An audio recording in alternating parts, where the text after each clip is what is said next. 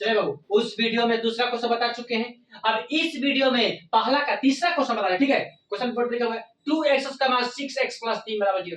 पहले हम लोग बाबू व्यापक रूप दिखा समीकरण का व्यापक रूप का फार्मूला लगाएंगे नहीं, तो ax² + bx + c = क्या 0। नहीं, इसका फार्मूला लगाने का मतलब ये हुआ कि आपका a के मान b के मान और c के मान पता चल जाएगा। नहीं तो a के मान हो गया 2, b के मान हो गया -6, c के मान हो गया 3। नहीं, चलिए बाबू, तो क्या होता है विवेचक बराबर d बराबर होता है formula Babu b² - 4ac।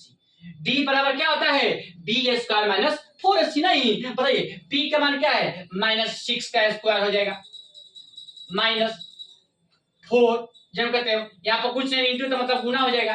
a का मान क्या है 2 तो 2 लिख देंगे, यहाँ पर कुछ नहीं तो इंटू है तो 3 इंटू है तो यहाँ पर गुना लिख देंगे। c का मान क्या है 3 है, +3 है। नहीं चलिए बाबू, अब बताइए -6 का स्क्वायर -6 गुना -6, नहीं तो क्या हो जाएगा +36 -j करते हो 3 दूनी 6 6 चौका 24, घटाने पर क्या आएगा 6 में से 4 घटा 2 हो जाएगा, 3 में से 2 घटा 1 मतलब 12 आ गया। नहीं तो देखिए बाबू, तो d का मान क्या आ गया 12 आ गया, मतलब 12 आ गया। नहीं तो ये बताएं कि जब d के मान 0 आ जाए चाहे d के मान पॉजिटिव आ जाए, नहीं तो देखिए d का मान क्या है पॉजिटिव है, मतलब कि ये मूल अस्तित्व होगा।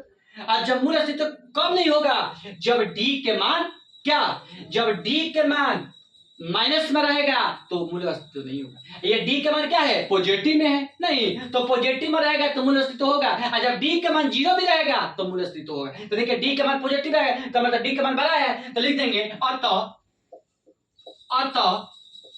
मूल अस्तित्व है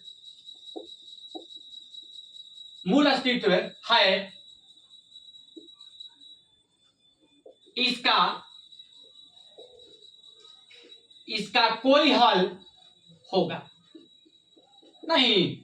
दो गो चीज रहेगा तो अस्तित्व होगा, और एक गो चीज रहेगा तो अस्तित्व नहीं होगा। जो निगेटिव रहेगा तो अस्तित्व नहीं होगा।